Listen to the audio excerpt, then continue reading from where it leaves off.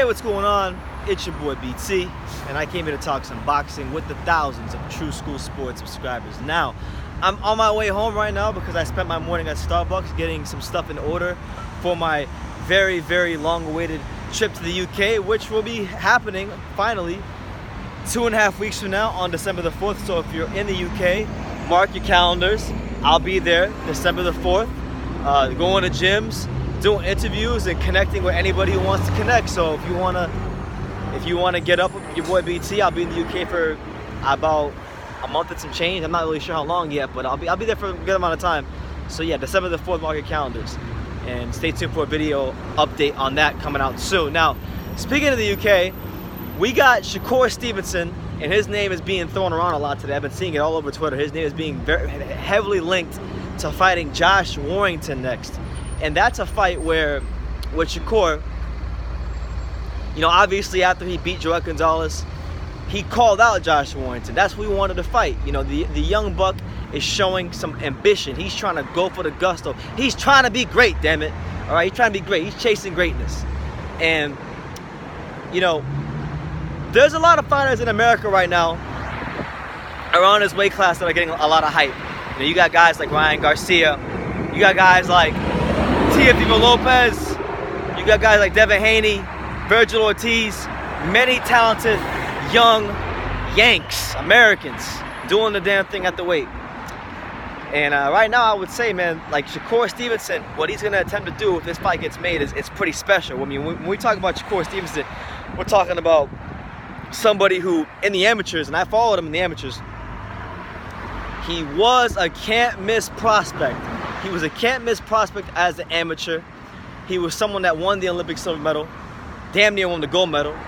He's 22 years old. He's only had 13 professional fights, and he's a world champion. And if he fights Josh Warrington next, we're talking about a kid from Newark, just a kid from Newark, Shakur Stevenson, a kid from Newark, New Jersey, attempting to unify his division in 14 fights at 22 years old. That's big time stuff. And mind you, Josh Warrington is no slouch. Okay, Josh Warrington is a legitimate champion who has validated himself time and time again with performance after performance. I mean, obviously, he won the belt against Lee Selby in a fight where he was the underdog. He then came out and beat Carl Frampton. And then not too long after that, you know, just this year, he boxed Kid Galahad in a fight where a lot of people were saying that he was gonna lose. I remember that fight that a lot of people thought that Kid Galahad was gonna beat Josh Warrington. You know what? Some people actually thought Kid Galahad beat Josh Warrington. I'm not one of them, but there's many out there that do. That being said, I don't see how this fight doesn't happen. Josh Warrington is not someone that has really ducked any fights since he's been champion. Shakur Stevenson is not trying to waste any more time. He's at that stage of his career where he feels like he's boxed enough rounds. He's a special fighter. He's a special talent. He's a can't-miss talent.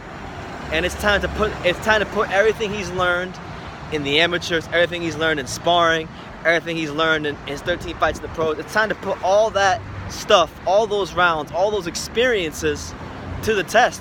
And what better way to put him to the test than to fight a guy like Josh Warrington, who has become a really legit champion, you know, in that weight class. So I like the matchup, and style-wise, I think it'll be a fun fight because, you know, Shakur Stevenson, I feel like he took one of the good things about Andre Ward. He took one of the good things about Andre Ward, and one of the good things about Andre Ward is that Andre Ward never really had a defined style. I mean, he had tendencies like he liked to excessively hold you and hit you in the balls, but I'm saying his style, he never really had a defined style, and he could adapt in many different ways, you know, in terms of feinting, creating distance, things like that. And he was able to offset fighters a lot of times, which allowed him to do whatever he wanted to do, which many times included dirty tactics. But that's we don't need to get into that. It's a good quality to have, to be able to adapt to any style, to offset your opponent's rhythm and timing. And I feel like Shakur Stevenson has that quality. I feel like he has that going for him. And it's going to be interesting to see if this fight does happen. It'll be interesting to see how Shakur Stevenson deals with the volume punching of Josh Warrington, because Josh Warrington has one of the best, an elite work rate. He's able to keep going and going and going and going and going and not get tired. He's like he's the Energizer Bunny of the featherweight division. So, you know, I'm looking forward to seeing how Shakur handles that. I'm looking forward to seeing how Josh Taylor handles the poise, the patience, and the skills of Shakur Stevenson, because he's got skills and he's got them in bunches. So it's big stuff. And that fight, you know, that's a fight that I could see happening in the UK, because, again, Josh Warrington, I mean, I don't know who will be the A side in that fight, because Shakur isn't really a ticket seller in America, from what I know. And I know Josh Warrington sells pretty good in Leeds. I mean, Josh Warrington has commercials on TV in the UK. I saw a commercial of his one time when I was watching the Champions League. So, you know, it's possible. It's possible that this fight could be in the UK, and if Shakur has to go to the UK, I think Shakur is more than capable of going in there and delivering a special performance, a performance with very little to no errors, and just turning in a gem. I mean, I think highly of the kid. I mean, I had a chance to meet Shakur about 4 years ago, when I interviewed him on my channel. This before he was even pro, so you can check that out here if you want to see my interview with Shakur Stevenson from 4 years ago. I'll leave it for you in the card.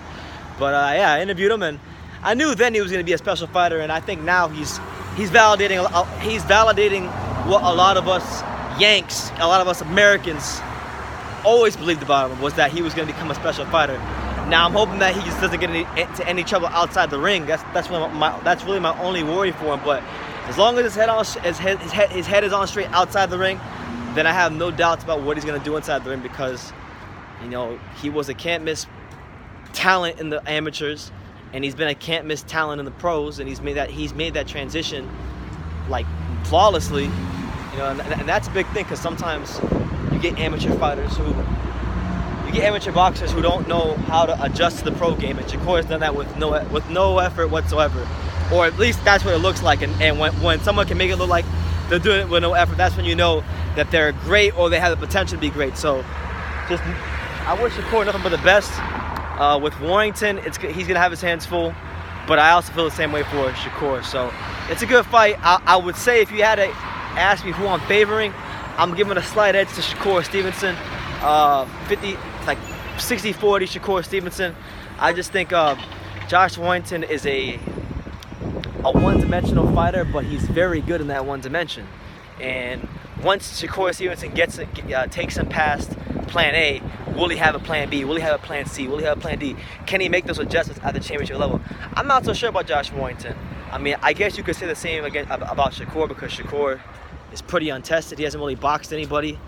I mean, except, I guess, Joet Gonzalez, if you want to call Joet Gonzalez somebody. But I just think Shakur Stevenson is a fighter that's fighting well beyond his years. And I'm not sure if he's going to stop Warrington, but I could definitely see him outboxing him. Like, if they box 12 rounds, I could see him like 8-4, 9-3, something like that. But who knows, man? But I hope it's a fight that comes off, because there really is no fight that makes more sense for both of them at the moment. And Shakur Stevenson and Josh Warrington, they're not really two guys that are known to waste time. So I expect that it will happen. But I want to know what you guys think. Shakur Stevenson versus Josh Warrington, unification fight. The 22-year-old, 13-fight young veteran from America, newly crowned world champion, legitimate world champion too, because he actually won it. He didn't get it handed to him like Devin Haney. You know, taking on Josh Warrington of Leeds, the Leeds Warrior, with that everybody said no punching power, but he still finds ways to get the job done. Who do you guys favor in this fight? Let me know in the comments down below. Take the time to subscribe, like I say in every single one of these videos. You can love me or you can hate me, but I'm just a kid from Daniel. So until next time, take care, guys.